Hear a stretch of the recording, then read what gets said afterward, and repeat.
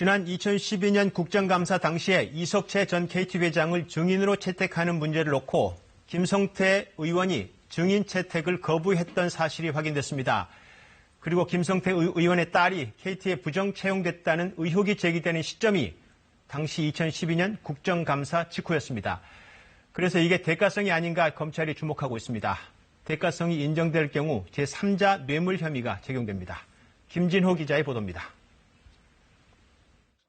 지난 2012년 10월 국회 환경노동위원회 국감장. 왜 채택하지 않으십니까? 왜 문재인 후보 아들은 채택할 거예요? 왜 문재인 후보 아들은 왜 채택하는 거예요? 초선 의원이면 초선 의원답게 좀 공손하고 예의도 지킬 줄 알아야지. KT 구조조정 과정에서 직원들이 잇따라 목숨을 끊으면서 당시 야당은 이석채 KT 회장의 증인 채택을 요구했고 여당인 새누리당은 반대했습니다.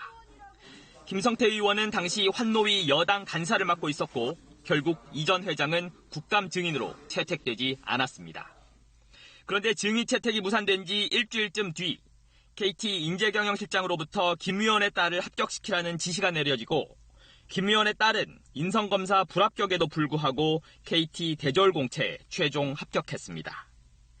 검찰이 주목하는 게 이 부분입니다.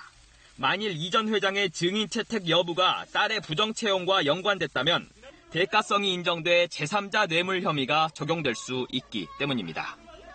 채용 이후 6년 가까이 근무한 김 의원의 딸이 받은 급여는 적어도 1억 원 이상. 이를 뇌물 액수로 볼 경우 공소시효는 많이 남아 있습니다. 검찰도 2012년 국감 당시 이 전 회장의 증인 채택 무산 부분을 들여다보고 있는 것으로 알려졌습니다.